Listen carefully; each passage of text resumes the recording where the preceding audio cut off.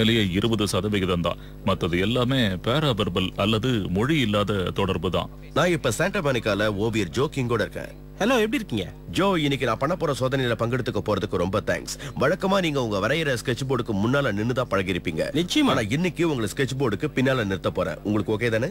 நம்ம இடங்களை மாத்திக்க போறோம். இப்படி உட்காரீங்களா? ஆல்ரைட். இந்த மாதிரி இடத்த மாத்திக்கிறது உங்களுக்கு வழக்கம் இல்லாம இருக்கும். பரவாயில்ல. இப்ப நான் உங்களை ஒரு படத்தை வரைய சொல்லி கேட்க போறேன். அது கொஞ்சம் வழக்கத்துக்கு மாறா இருக்கும். இது வரைக்கும் நீங்க வரையாத ஒன்னை இப்ப வரைய போறீங்க. அதுக்கு முன்ன ஒரு கேள்வி, எவ்வளவு வருஷமா வரையறீங்க? கிட்டத்தட்ட 30 வருஷமா. அப்படின்னா இது வரைக்கும் எத்தனை பொருட்களை வரைஞ்சுதான் நினைக்கிறீங்கன்னு சொல்லுங்க. கிட்டத்தட்ட எல்லாத்தையும். கிட்டத்தட்ட எல்லாத்தையுமா? குட்.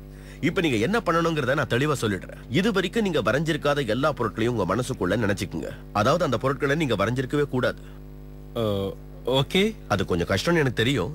ஓகே, இப்ப நீங்க கொஞ்சம் கண்ணை மூடிக்கிட்டு இது வரைக்கும் நீங்க வரைஞ்சே இருக்காத அந்த பொருளை உங்க மனசுக்குள்ளேயே வரையணும். அதனால கண்ணை மூடிக்கிட்டு மனசுக்குள்ளேயே வரைய ஆரம்பிங்க.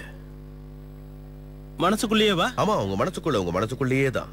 ஓகே, இப்ப அந்த பொருளை பாருங்க. அந்த பொருளை வரைய ஆரம்பிங்க. நான் உங்களை மெதுவா தொட போறேன்.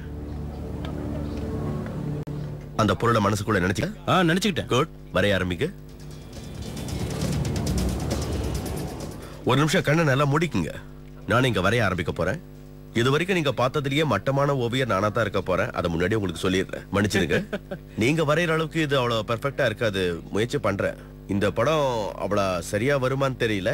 ஆனா நிச்சயமா புரிய வச்சிருவேன். நீங்க வரைய ஆரம்பிச்சிட்டீங்களா? கண்ணை முடிக்குங்க, திறக்க கூடாது. ஒரு நேர்கோடு வரைஞ்சிருக்கீங்க. அதுல ஒரு சின்ன வளைவு இருக்கு. என்ன நான் சொல்றது சரிதானே? ஆமா. குட். அப்புறம் நீங்க இன்னொரு நேர்கோட்டை வரைஞ்சிருக்கீங்க இல்லையா? எஸ். குட். அதேதான். உங்க மனசுல வரைஞ்சுகிட்டு இருக்கிற வழி கச்சிதம். நீங்க கீழ் நோக்கி வரையறீங்க. அதை நான் பாத்துக்கிட்டு இருக்கேன். அதுல ஒரு கூட்டல் குறி மாதிரி வருது. அதுல ஒரு மாதிரி கிராஸ் அடையாளங்கள்லாம் வருது. நான் சொல்றது சரிதானே? எஸ். Okay, good. நீங்க வரைஞ்சுகிட்டு இருக்கும்போது உங்க மனசுக்கு ஒத்தா மாதிரி நானும் இங்க இப்ப வரைஞ்சுகிட்டு இருக்கேன். Okay, good good good.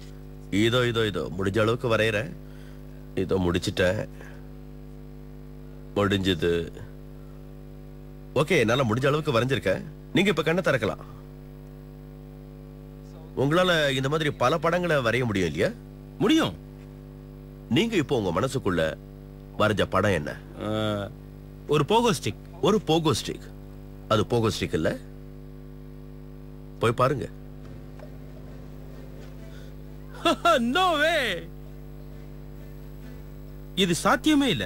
என் வாழ்க்கையிலே இதுதான் புரியாத ஆச்சரியமான விஷயம். கண்களோட அசைவுகளை கண்களை சுத்தி இருக்கிற கண் இமைகளோட இறுக்கங்களை உணர்ந்து அதை அடிப்படையா வச்சு கண்டுபிடிக்கிறது ரொம்ப சுலபம். அது சில குறிப்பிட்ட விளக்கும் செயல்முறைகளை அநேகமா வெளிப்படுத்தலாம். அது இந்த வகையான வடிவத்துல உருவாகலாம். அதுக்கு இந்த வகையான ஓரங்கள், அம்சங்கள் எல்லாம் கிடைக்கலாம். இதை என்னால் நம்பவே முடியல. நீங்க இது வரைக்கும் வரையாதத மனசுல நினைச்சுக்கோங்கன்னு அவர் சொன்னப்ப நானும் அவரால் கண்டுபிடிக்க முடியாத ஒன்னதான் நினைச்சுக்கிட்டேன். அந்த குதிக்க பயன்படுற போகோ ஸ்டிக்கு அதுங்கள்ல ஒண்ணு. அதுங்க சராசரியா ஞாபகத்துல வரக்கூடியதுங்க இல்ல.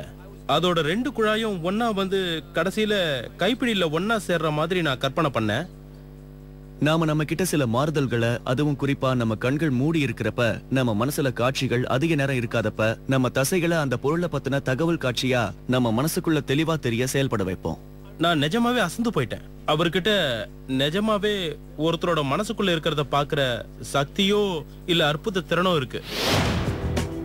ஒருத்தரை பார்த்து அவங்கள பத்தி சொல்றது உண்மையிலேயே ரொம்ப அற்புதமான விஷயம். உதாரணமா இப்போ அந்த மரத்தடியில உட்கார்ந்து இருக்கிற பெண் அநேகமா விருச்சிக ராசியா இருக்கலாம். அவங்க ட்ரெஸ் வச்சு பார்த்தா துலா ராசியா இருக்கலாம். ஆனா பெரும்பாலும் விருச்சிக ராசி தான். அவங்க உடல் நிறத்தை வச்சு பார்த்தா அதிக நேரம் வெளியிடங்கள்ல தான் செலவழிப்பாங்கன்னு சொல்லலாம். இவங்க விளையாட்டை பாக்குறத விட விளையாட தான் விரும்புவாங்கன்னு நினைக்கிறேன். பெரும்பாலும் வாலிபாலா இருக்கலாம். நீச்சலையும் ஈடுபாடு இருக்கும் போலதான் தெரியுது. இப்போ அவங்க செல்போன்ல பேசிக்கிட்டு இருக்காங்க. அநேகமா அது பாய் ஃப்ரெண்டா இருக்கலாம். அதனாலதான் சொல்றேன், அவங்க தனியாள் இல்ல, பாய் ஃப்ரெண்ட் இருக்காரு. அதுவும் கொஞ்ச நாளா தான் இருக்கும். அங்க இருக்கிற பெண் இங்கிலீஷ் படிச்சுக்கிட்டு இருக்காங்க. அவங்களோட இனிய பள்ளிக்கூட பாடத்தை படிச்சுக்கிட்டு இருக்காங்கன்னு என்னால சொல்ல முடியுது.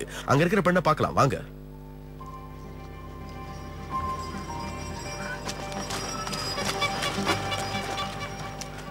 ஹலோ, உங்களை ஒரு கேள்வி கேட்கலாமா? எஸ். நாங்க மக்கள் பார்க்கக்கூடிய ஒரு நிகழ்ச்சி எடுத்துக்கிட்டு இருக்கோம். ஓகே. நீங்க நட்சத்திர ராசி பலனையோ இல்ல ஜாதக ராசி பலனையோ படிக்கிற வழக்கம் உண்டா? இல்ல, படிக்கிறது கிடையாது. நிஜமாவே அதெல்லாம் கிடையாது? சில சமயங்கள்ல பாப்ப, ஆனா அடிக்கடி இல்ல. உங்களோட ராசி என்னன்னு சொல்றீங்களா?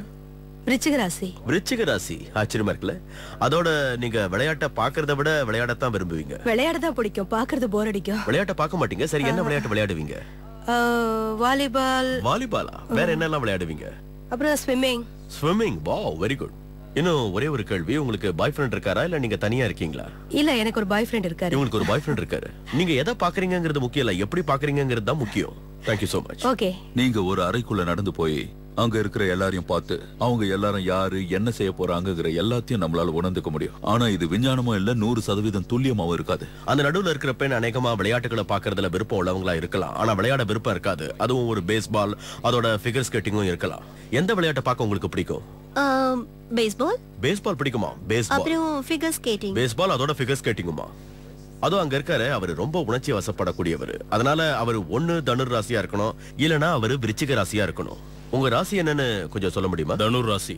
தனுர் ராசி பாத்தீங்களா, அதான் இவருடைய ராசி. நீங்க முதல்ல யாருக்கு முத்தம் கொடுத்தீங்க? எனக்கு தெரியும். ஹாய், எப்படி இருக்கீங்க? Hi. ஒரு நிமிஷம் பேசலாமா? தாராளமா. உங்க பேர் என்ன? கேப்ரியல். கேப்ரியல், எப்படி இருக்கீங்க? நல்லா இருக்கேன். உங்ககிட்ட ஒண்ணு கேட்க போறேன். முதல்ல நீங்க யாருக்கு முத்தம் கொடுத்தீங்க ஞாபகம் இருக்கா? எஸ். நல்ல ஞாபகம் இருக்கா? எஸ். குட். ஏன்னா நிறைய பேருக்கு நல்ல ஞாபகம் இருக்காது, சில பேர் ரொம்ப குழம்பி போயிடுவாங்க. ஆனா உங்களுக்கு ஞாபகம் இருக்குல்ல? எனக்கு நல்லா ஞாபகம் ஓகே, இருக்கு. கிரேட். இப்ப அந்த காலத்துக்கு போங்க, ஒரு நிமிஷம் உங்க தலையில கை வச்சு அந்த நினைவுகளை பார்க்கலாமா? தாராளமா. குட். அதுக்கு உங்க கண்ணையும் நல்லா Okay. பார்க்கணும். இப்போ கடந்த காலத்துக்கு போங்க, கிட்டத்தட்ட ரீவைண்ட் பண்ணணும். உங்க வாழ்க்கையில இன்னும் பின்னோக்கி போங்க. குட். அப்ப உங்களுக்கு 12 இல்ல 13 வயசு இருக்கலாம். உண்மையிலேயே அப்ப 13 வயசு தான் நினைக்கிறேன். இந்த சம்பவம் நிறைய பேருக்கு வீட்லயோ இல்ல சினிமா தியேட்டர்லயோ தான் நடந்திருக்கும். ஆனா அந்த ரெண்டு இடத்துலயும் உங்களுக்கு அது நடக்கல. நீங்க அப்ப ஒரு டான்ஸ்ல இருந்தீங்க, நடனமாடிக்கிட்டு இருந்தீங்க. அதுவும் கிட்டத்தட்ட ஒரு யுத்த ஞாபகார்த்த நிகழ்ச்சி. Okay, good. அது நடந்தது இங்க லாஸ் ஏஞ்சல்ஸ்ல இல்ல தானே?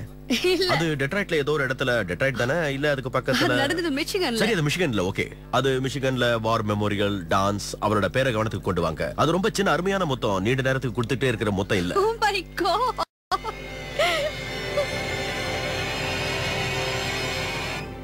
அவர் பேர் கெவின், கரெக்டா? Oh my god. உங்களுக்கு எப்படி அது தெரிஞ்சது? நான் மிடில் ஸ்கூல்லயே இத பத்தி யார்கிட்டயுமே சொல்லல. சொல்லுங்க, உங்களுக்கு எப்படி இது தெரியும்? அவர் பேர் கெவின், கரெக்டா தானே சொன்னேன்? என் கண்ணை பார்த்து நீங்க எப்படி யோகிச்சீங்க? உங்களால எப்படி இது சொல்ல முடிஞ்சது? இத பத்தி நான் யார்கிட்டயுமே சொன்னதில்ல. நீங்க பேசாத போது இதை கண்டுபிடிச்சீங்க. என் கண்ணுல இருந்தா? ஆமா. எப்படி கண்டுபிடிச்சீங்க? என் மனசுக்குள்ள உள்ளதை எப்படி அப்படியே படிச்சீங்க? நீங்க கெவினை பத்தி எப்ப கடைசியா நினைச்சீங்க? Oh god. அது 5 வருஷங்களுக்கு முன்னாடி. அதாவது நீங்க நினைச்சது அதுக்கப்புறம் இப்ப பேசுற வரைக்கும் நீங்க நினைச்சது கிடையாது. நான் இத பத்தி நினைச்சதே இல்ல. கிடையாது. நான் இத பத்தி யார்கிட்டயும் சொன்னதே இல்ல. அவர் உடனே அதை யூகிச்சிட்டாரு. எனக்கு மூளையே ஸ்தம்பிச்ச மாதிரி ஆயிடுச்சு. உண்மை என்னன்னா, அது நடந்தது மிச்சிகன்லன்னு அவர் கண்டுபிடிச்சிட்டாரு. அதுவும் அது வார் மெமரி அல்லதான். அவரோட பேரு கெவின். எல்லா நுணுக்கமான தகவலும் இன்னொருத்தருக்கு தெரியுங்கிறத என்னால கற்பனை பண்ணி கூட பார்க்க முடியல. என்ன பொறுத்த வரைக்கும் இது ஒரு வித்தியாசமான அனுபவம். அதாவது மனிதரோட உடலை ஒருத்தர் நல்லா பார்த்து தெரிஞ்சுக்கிற மாதிரி. எப்படி ஒருத்தர் ஊடுருவி பார்த்து மனசுக்குள்ள இருக்கிறத தெரிஞ்சுக்க முடியும்? நம்ப முடியாத விஷயம்.